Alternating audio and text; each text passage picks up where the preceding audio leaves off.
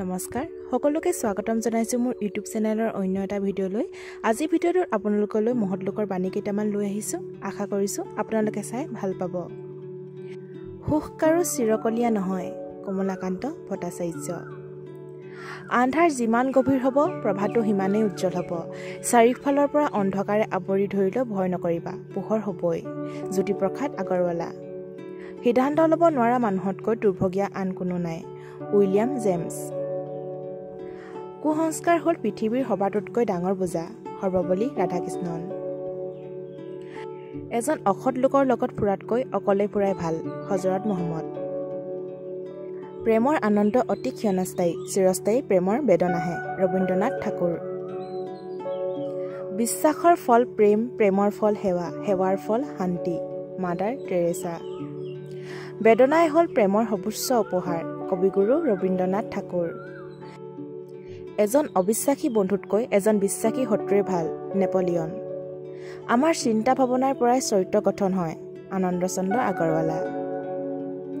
অভিজ্ঞতাই ডাঙৰ কিতাপ আৰু জীৱন হৈছে বিদ্যালয়, হেম বৰুৱা। পৰিৱৰ্তনশীল জগতত পৰিৱৰ্তনেই সত্য, লক্ষ্মীনাথ বেজবৰুৱা। খং আৰু অসহিষ্ণুতা হৈছে জ্ঞান লাভৰ প্ৰধান শত্ৰু, মহাত্মা গান্ধী। যাৰ ধৈৰ্য আছে তেওঁ বিচৰা বস্তু সকলো পাব পাৰে, ফ্ৰেংকলিন। আমি যি কাম কৰোঁ সেয়াই পৰম পিতাৰ কাম, স্বামী বিবেকানন্দ। যি মূলা বাঢ়ে তাৰ দুপাততে চিন, ডক্টৰ বাণীকান্ত কাকতি। নোৱাৰা শব্দটো মূৰ্খৰ ভঁৰালত থাকে, আব্ৰাহাম লিংকন। হিংসা এনে পাপ যি পাপৰ প্ৰায়শ্চিত্ত নাই, হজৰত মহম্মদ। মৰমে ভাঙিব নোৱাৰা ব্যৱধান একো নাই, মহাত্মা গান্ধী।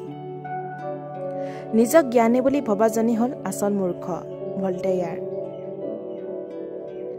ভুল আঁতৰাই সত্য প্ৰতিষ্ঠা কৰাটোৱে শিক্ষাৰ মূল লক্ষ্য, ছক্ৰেটিছ। জগতত জীয়াই থাকিবলৈ প্ৰেম আৰু সাহসৰ অতি প্ৰয়োজন, আব্ৰাহাম লিংকন।